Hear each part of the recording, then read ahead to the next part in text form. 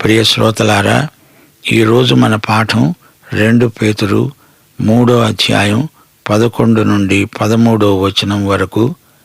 జాగ్రత్తగా సావధానంగా వినండి. ఇవన్నీ అనగా భూమి మీదనున్న సకల కృత్యములు ఇలా లయమైపోయేవే గనుక ఆకాశము రవులుకొని లయమైపోవునట్టి, పంచభూతములు మహావేంద్రముతో కరిగిపోవునట్టి దేవుని దినపు రాకడ కొరకు కనిపెడుతూ దానిని ఆశతో అపేక్షిస్తూ మీరు పరిశుద్ధమైన ప్రవర్తనతో భక్తితో ఎంతో జాగ్రత్త గలవారై ఉండాలి. అయినా మనం ఆయన వాగ్దానమును బట్టి క్రొత్త ఆకాశముల కొరకు క్రొత్త భూమి కొరకు కనిపెడుతున్నాము. వాటి యందు నీతి నివసిస్తుంది. శ్రోతలు వింటున్నారా? విశ్వాసుల ప్రవర్తన ఎలా ఉండాలి, వారి నిత్యత్వం ఎలాంటిది అనే 2 ప్రశ్నలకు జవాబు ఈ పాఠంలో మనకు దొరుకుతుంది. ప్రభువు దినము రాకడ దృష్ట్యా విశ్వాసులు పరిశుద్ధంగా జీవించాలి. దేవుని దినపు రాకడ అంటే రాబోయే తీర్పులు, దేవుడు తీసుకోబోయే కఠిన చర్య. మన భక్తికి రాబోయే దేవుని తీర్పు దినం గొప్ప ప్రేరకం. ఆయన రాకడను మనము సర్వకాల సర్వావస్థలలో ఎదురు చూడాలి. ప్రభువు రాకడను ఎంతో ఉత్కంఠతో అపేక్షించాలి, నిరీక్షించాలి, ఆశతో అపేక్షించాలి. కాలానికి చిట్టచివరి బిందువది. మరణము, పాపము, నరకము పూర్తిగా ఓడిపోయే రోజది. క్రీస్తు తన తండ్రికి రాజ్యం అప్పగించే రోజది. 1 కొరింథీ 15వ అధ్యాయం 24 నుండి 28వ వచనం వరకు. అటు తరువాత ఆయన సమస్తమైన ఆధిపత్యమును, సమస్తమైన అధికారమును, బలమును కొట్టివేసి తన తండ్రి అయిన దేవునికి రాజ్యము అప్పగిస్తాడు. అప్పుడు అంతము వస్తుంది. ఎందుకనగా తన శత్రువులనందరినీ తన పాదముల క్రింద ఉంచే వరకు ఆయన రాజ్య పరిపాలన చేస్తూ ఉండాలి. కడపట నశింపజేయబడే శత్రువు మరణం.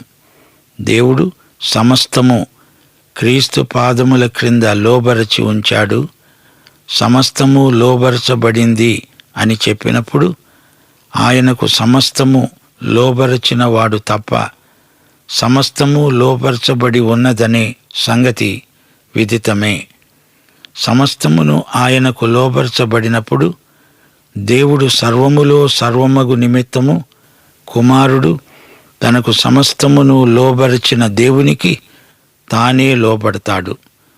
ఈ పరమసత్యమే ప్రకటన గ్రంథం 20వ అధ్యాయం 7వ వచనం నుండి 22వ అధ్యాయం 21వ వచనం వరకు వివరంగా చెప్పబడింది. 1000 సంవత్సరాలు గడిచిన తరువాత సైతాను తానున్న చెర నుండి విడిపించబడతాడు. వాడు యుద్ధానికి సన్నద్ధుడై పరిశుద్ధుల శిబిరాన్ని ముట్టడిస్తాడు, కాని ఓడిపోతాడు. అప్పుడు ధవళ సింహాసనం, అవిశ్వాసులందరికీ తీర్పు, అగ్నిగుండం. ఆ తరువాత కొత్త ఆకాశం, కొత్త భూమి. ఆయన తన వారి కన్నుల ప్రతి బాష్ప బిందువును తుడిచివేస్తాడు. సమస్తము నూతనమైనవిగా చేయబడతాయి. మనమే యుగయుగములు రాజ్యమేలుతాము. ప్రియ శ్రోతలు వింటున్నారా? ఇదే మనకున్న మహానిరీక్షణ. అప్పుడు అపహాసకులు అంతరించిపోతారు. ఆయన వాగ్దానము చేసిన కొత్త భూమి, కొత్త ఆకాశము కోసమై మనము ఎదురు చూస్తున్నాము. విశ్వాసముతో నిరీక్షిస్తున్నాము. అందులో నీతి మాత్రమే ఉంటుంది. దుర్నీతి, అవినీతి అందులో ఉండవు. యెషయా గ్రంథం 65వ అధ్యాయం 17వ వచనం. దేవుడన్నాడు, ఇదిగో నేను కొత్త ఆకాశమును కొత్త భూమిని సృజిస్తున్నాను. మునుపటివి మరువబడతాయి, జ్ఞాపకానికి రావు. యెషయా 66వ అధ్యాయం 22వ వచనం. నేను సృజించబోయే కొత్త ఆకాశము కొత్త భూమి లయము కాక నా సన్నిధిని నిలుచున్నట్లు నీ నామము నిలిచి ఉంటుంది. ఇదే యెహోవా వాక్కు. అగ్నిప్రళయం పాపాన్ని పూర్తిగా దహించి వేస్తుంది. ఆకాశంలో సైతాను అపవాది శక్తులన్నీ అంతరించిపోతాయి. ఆకాశము భూమి రెండు కొత్తవి పరిశుద్ధమైనవి అవుతాయి. అప్పుడు నిత్యత్వమందు కేవలం నీతే నివసిస్తుంది. దేవునికి స్తోత్రం. సోదరీ సోదరులారా, గమనించండి. దేవుడు గతంలో చేసింది, భవిష్యత్తులో చేయబోయేది మన ప్రవర్తనపై గొప్ప ప్రభావం చూపెడతాయి. ఒకరినొకరు విమర్శించుకోవటం కాదు, దేవుని వాక్యం అందరూ వినడానికి మనమేమి చేస్తున్నాము అనేది ముఖ్యమైన ప్రశ్న. ప్రతి క్రైస్తవ విశ్వాసి, ప్రతి సంఘము, ప్రతి సంఘ కాపరి ఈ విషయంలో అధిక శ్రద్ధ వహించాలి. దేవుని వాక్యం ఒక్కసారైనా విననివారు అనేకులు మన చుట్టూరా ఉన్నారు. వారిని గురించి ఆలోచించండి. ప్రతి విశ్వాసి తన బాధ్యత నెరిగి అంకిత భావంతో సేవ చేయాలి. దేవుని దినపు రాకడ కొరకై కనిపెట్టటమంటే ఏమీ చెయ్యకుండా కూర్చోటం కాదు. ఆయన రాకడ కోసమై అనేకులను సిద్ధపరచాలి. ఆయా స్థలాలలో చెదరిపోయి ఉన్న యూదులను ఉద్దేశించి పేతురు ఈ పత్రిక రాస్తున్నాడు.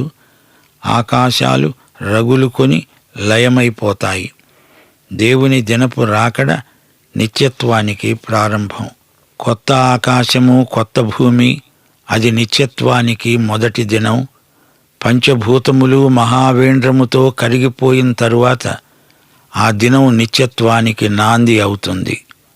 పేతురు గలిలీ సముద్రంలో చేపలు పట్టుకునే జాలరి ఇక్కడ దేవుని ప్రవక్తగా మాట్లాడుతున్నాడు.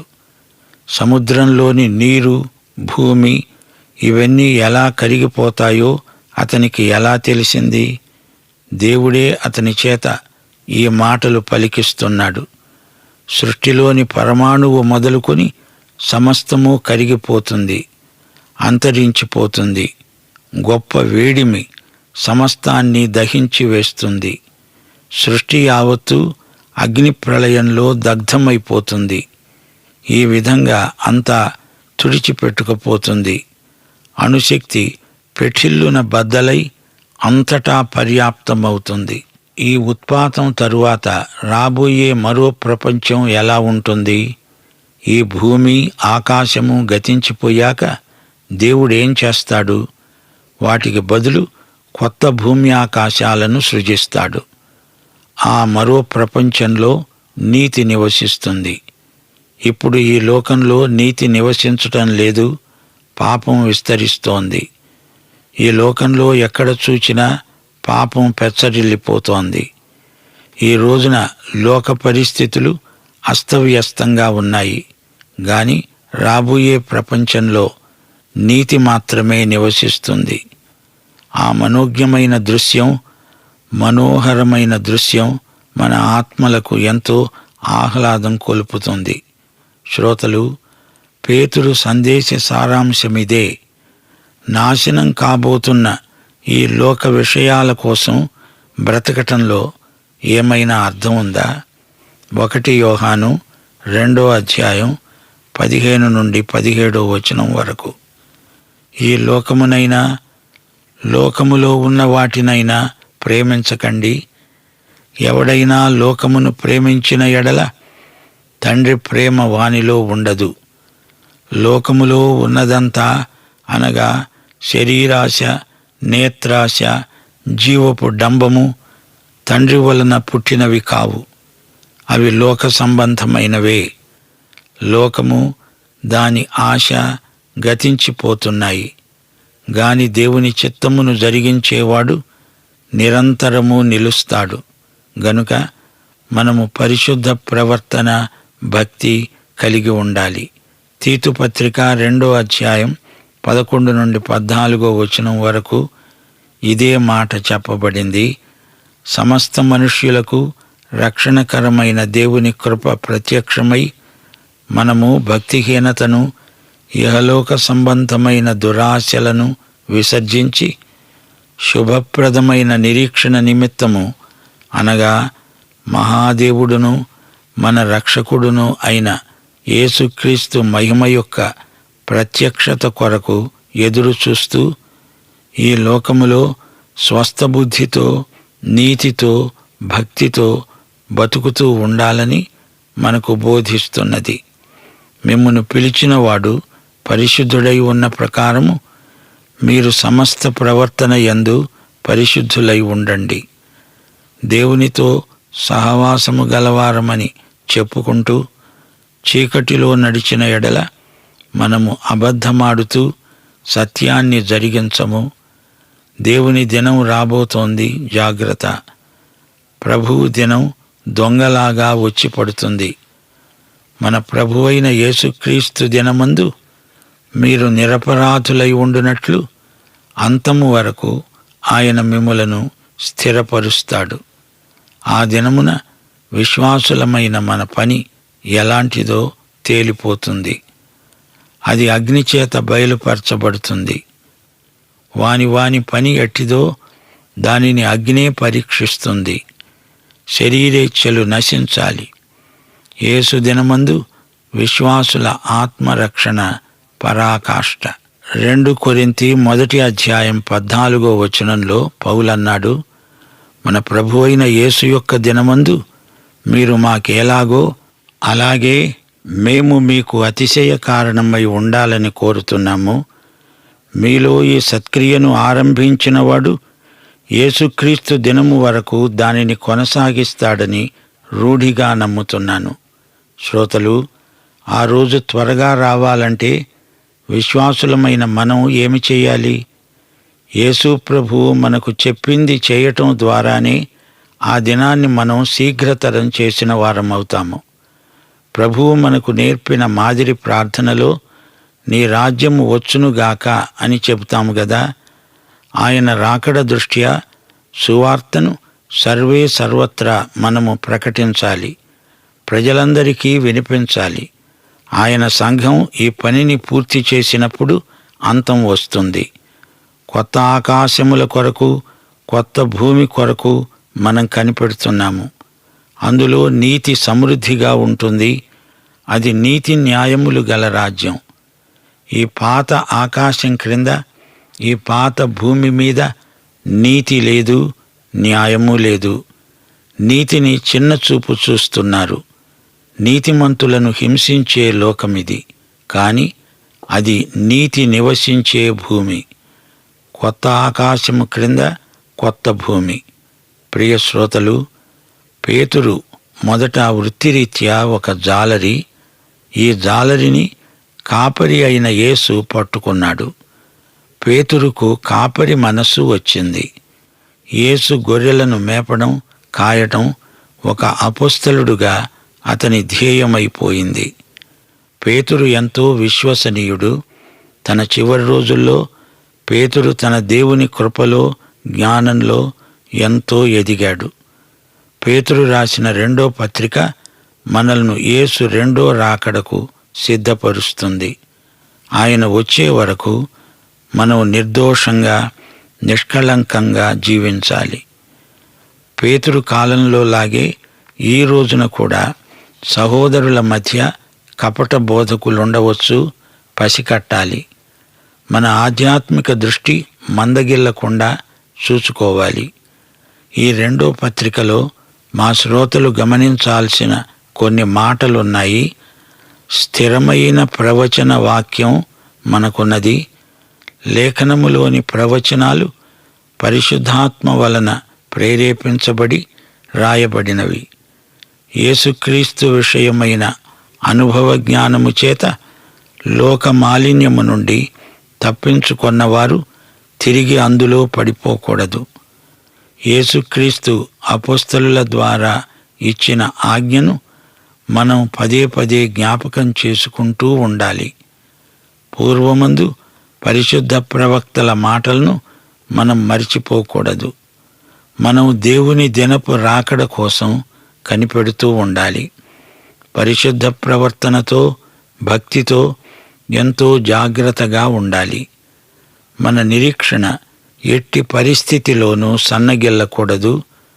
నోవహు జలప్రళయాన్ని మరోసారి జ్ఞాపకం చేసుకోండి. పాపులందరూ జలప్రళయంలో కొట్టుకుపోయారు. ఈసారి అగ్ని ప్రళయం తిరిగి భూమిని శుద్ధి చేస్తుంది. అపవిత్రత అంతా దహించుకపోతుంది. భూమి, ఆకాశము శాపం నుండి విడుదల పొందుతాయి. ఆకాశమైతే వాయుమండల సంబంధమైన దురాత్మల సమూహానికి ఉనికి పట్టు. అవన్నీ దహించుకపోతాయి. ఎఫెసీ పత్రిక 6వ అధ్యాయం 10 నుండి 12వ వచనం వరకు. వాయుమండల సంబంధులెవరు? శరీరులు కారు, అంధకార సంబంధులు, దురాత్మల సమూహాలు. అగ్ని ప్రళయంలో ఇవన్నీ లయమైపోతాయి. ఆది సర్పం, అపవాది, సైతాను అనే ఘట సర్పం, అది 1000 సంవత్సరాలు బంధించబడుతుంది. అగాధానికి ముద్ర వేయబడుతుంది. అది మూతబడిపోతుంది. ఆ తరువాత వాడు కొంచెము కాలం విడిచిపెట్టబడతాడు.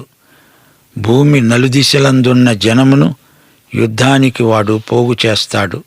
ప్రియ శ్రోతలు, యేసుక్రీస్తు రెండో రాకడ, 1000 ఏండ్ల పాలన, సంఘం ఎత్తబడడం, మహాశ్రమల కాలం, ధవళ సింహాసనం మొదలైన అంశాలను మనం జాగ్రత్తగా అధ్యయనం చేయాలి. ఇప్పుడు మనం యోచించవలసింది మన వ్యక్తిగత జీవితం. మన ప్రభువు పట్ల విశ్వసనీయంగా జీవిస్తున్నామా లేదా? మనలో ప్రతి ఒక్కరికి ఆయన ప్రశంస కావాలి. మత్తయి సువార్త 25వ అధ్యాయం 23వ వచనం. బళా నమ్మకమైన మంచి దాసుడా, నీవు ఈ కొంచెములో నమ్మకంగా ఉన్నావు, నిన్ను అనేకమైన వాటి మీద నియమిస్తాను. నీ యజమానుని సంతోషములో పాలు పొందు. హెబ్రీ పత్రిక 9వ అధ్యాయం 28వ వచనం. ఈ సందర్భంలో మనకు గొప్ప హెచ్చరిక. యేసు తన కొరకు కనిపెట్టుకుని ఉండేవారి కొరకే రెండోసారి ప్రత్యక్షమవుతాడు. గమనించండి, మనం కనిపెట్టేది క్రీస్తు కోసం, అంత్యక్రీస్తు కోసం కాదు. దేవుడు తన సంకల్పానుసారం, తన కాలమానం ప్రకారం పనిచేస్తాడు. ప్రకటన గ్రంథం 10వ అధ్యాయం 6వ వచనం. ఇక ఆలస్యం ఉండదు, అంతే. ప్రకటన గ్రంథం 19వ అధ్యాయం 7, 9 వచనాలతో ఈ పాఠం ముగిస్తున్నాము. సర్వాధికారి, ప్రభువు అయిన మన దేవుడు ఏలుతున్నాడు. ఆయనను స్తుతించండి. గొర్రెపిల్ల వివాహోత్సవ సమయం వచ్చింది. ఆయన భార్య తనను తాను సిద్ధపరుచుకొని ఉన్నది. గనుక మనము సంతోషపడి ఆయనను మహిమపరుస్తాము. గొర్రెపిల్ల పెండ్లి విందుకు పిలువబడిన వారు ధన్యులు. ఈ మాటలు దేవుని మాటలు, యథార్థమైనవి. మరచిపోకండి. దేవుని దినపు రాకడ కొరకు, అనగా ఆ దినాన వచ్చే ప్రభువు కొరకు కనిపెట్టుకొని ఉందాము. పరిశుద్ధ ప్రవర్తన, భక్తి మనకుండాలి. ఈ విషయంలో విశేష జాగ్రత్త గలవారమై మసలుకోవాలి. పాఠం ఇంతటితో సమాప్తం. సృష్టికర్త అయిన దేవుని ప్రేమ, రక్షణకర్త అయిన యేసుక్రీస్తు వారి కృప, ఆదరణకర్త అయిన పరిశుద్ధాత్మ అన్యోన్య సహవాసము మనకు శాశ్వత కాలము తోడై ఉండునుగాక. ఆమేన్.